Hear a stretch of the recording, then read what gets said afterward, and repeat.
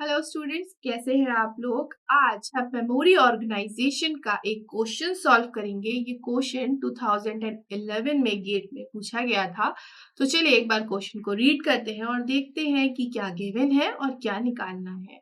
तो चलिए question read करते हैं। क्वेश्चन है, an 8 KB direct mapped write back cache is organized as multiple blocks each of size 32 byte. ये direct map cache की बात हो रही है जिसका साइज 8 KB है और उसमें जो ब्लॉक साइज है वो 32 बाइट का है।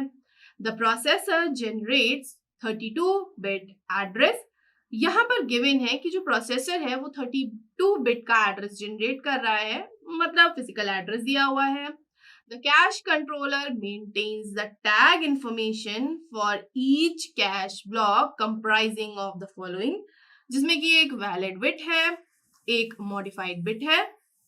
चलिए आगे क्वेश्चन में रीड करते हैं क्या गिवन है।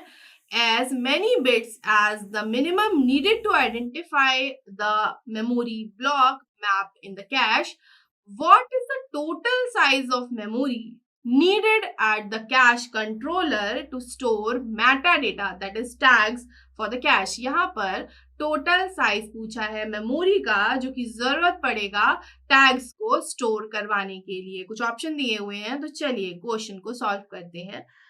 जब कुछ इस तरीके के क्वेश्चन आएंगे ना जहाँ पे आपको कैश मेमोरी के क्वेश्चन होंगे, डायरेक्ट मैप, सेट एसोसिएटिव, तो एक काम करिएगा। सबसे पहले वो जो डायरेक्ट मैप में हमने पढ़ा था थ्योरी में कुछ उस तरीके का कि डायरेक्ट मैप में क्या क्या हमारे होते हैं, टैग होता है, लाइन ऑफसेट होता है, वर्ड ऑफसेट होता है, ये सारी चीजें बना लीजिएगा।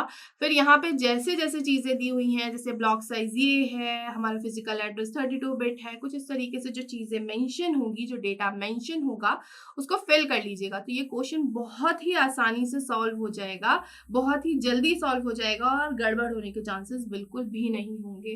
तो जैसा कि क्वेश्चन में मेंशन है, ये कैसा है, ये डायरेक्ट मैप्ड है। तो एक काम करते हैं, डायरेक्ट मैपिंग में जैसा कि हम जानते हैं हमारी जो 3 फील्ड्स होती हैं वो क्या क्या होती हैं, टैग, लाइन ऑफसेट और वर्ड ऑफसेट। तो एक काम करते हैं, हमारी पहली फील्ड टैग है, फिर हमारा क्या होता है लाइन ऑफसेट, और फिर हमारा आता है वर्ड ऑफसेट। हर क्वेश्चन के लिए आप कुछ इस तरीके का बना लीजिएगा। चलिए अब देखते हैं क्या क्या गिवन है और इसमें हमको क्या क्या चीजें मिल रही हैं क्वेश्चन से ही।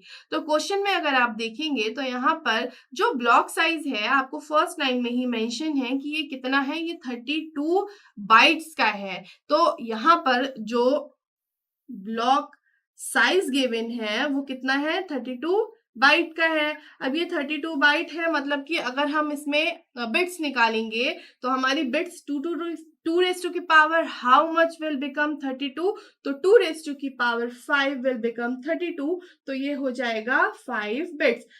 ब्लॉक साइज इतना है तो मतलब वर्ड ऑफसेट की हमारी बिट्स कितनी आएंगी, 5 बिट्स। चलिए इतना हो गया। एक और चीज यहाँ पर मेंशन है कि जो प्रोसेसर है क्वेश्चन में वो जनरेट कर रहा है 32 बिट का एड्रेस। अब ये 32 बिट का एड्रेस जनरेट कर रहा है, इसका मतलब है जो फिजिकल एड्रेस है वो 32 बिट का है, मतलब ये जो साइज है ये कितना हो जाएगा, 32 बिट का हो जाएगा। चलिए अब देखते हैं ये लाइन ऑफसेट कैसे निकलेगा। तो लाइन ऑफसेट के लिए हमको क्या करना पड़ेगा, नंबर ऑफ लाइंस निकाल लेते हैं, फिर जितने उसके बिट्स आएंगे वो हमारा लाइन ऑफसेट का बिट हो जाएगा कि कितने बिट्स में हम उस लाइन को रिप्रेजेंट कर रहे हैं। तो चलिए नंबर ऑफ लाइंस निकालते हैं। हमने थ्योरी में देख लिया है ऑलरेडी, नंबर ऑफ लाइंस निकालने का फॉर्मूला होता है कैश मेमोरी का size divided by block size. तो यहां हम लिखेंगे कैश मेमोरी का size divided by block size. एक बार क्वेश्चन में देखिए जो कैश मेमोरी का साइज है वो कितना दिया हुआ है, 8 KB। मतलब जो कैश मेमोरी साइज है, मैं यहाँ पे कर देती हूँ, वो कितना है, 8 KB है। 8 KB मतलब 2 रेज टू की पावर 3, के मतलब 2 रेज टू की पावर 10, तो ये कितना हुआ, 2 रेज टू की पावर 13। तो मैंने यहाँ पे इसको इधर सॉल्व किया है और सॉल्व करने के बाद हमारा कैश मेमोरी का साइज 2 रेज टू की पावर 13 निकल के आया। चलिए अब ब्लॉक साइज देखते हैं। तो जो ब्लॉक साइज है वो कितना है 2⁵ हमने ऑलरेडी निकाल लिया था, ये क्वेश्चन में दिया हुआ था।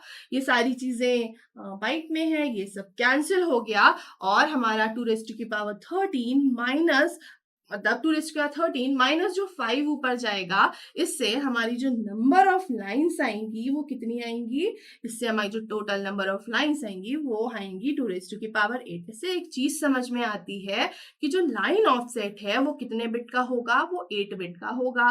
तो चलिए यहाँ पे हम लाइन ऑफसेट 8 बिट का बना देते हैं। तो यहाँ पे हमने लाइन ऑफसेट 8 बिट का बना दिया।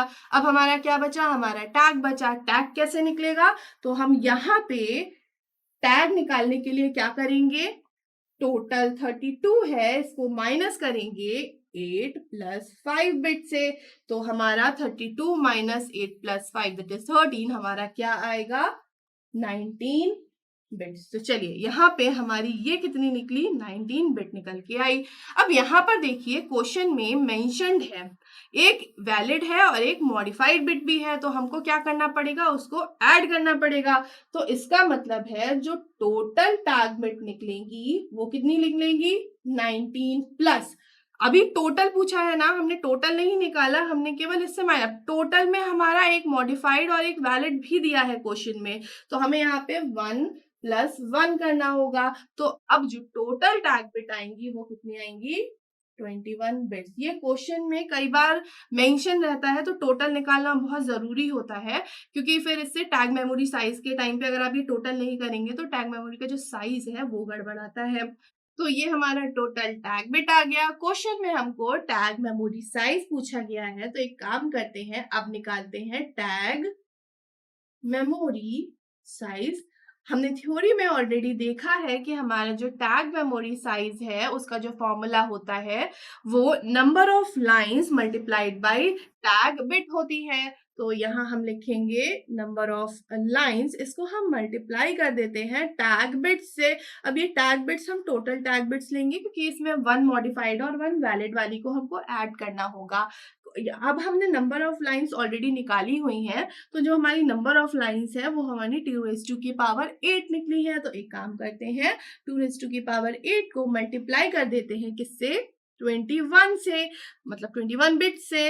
अब यहाँ पर 2⁸8 जो होता है वो आप जानते हैं 256 होता है, इसको मल्टीप्लाई करेंगे 21 से और हमारा ये जो आएगा ये 5376 बिट्स आएगा। क्वेश्चन में देखते हैं क्या कुछ इस तरीके का ऑप्शन है, तो हाँ जी बिल्कुल, ऑप्शन जो डी है वो 5376 बिट्स ही है। तो इस तरीके से हम क्वेश्चन में हमको जो टैग मेमोरी साइज पूछा था कुछ ऐसे निकालेंगे। इस टाइप के जितने भी क्वेश्चन आएंगे मेमोरी ऑर्गेनाइजेशन में आप ये जरूर बना लीजिएगा, तो इससे आपको सारी चीजें यहाँ पे क्लियरली दिखेंगी। तो क्वेश्चन रॉन्ग होने के कम चांसेस होते हैं या बिल्कुल भी नहीं होते हैं, अगर आप कैलकुलेशन बिल्कुल सही करते हैं तो।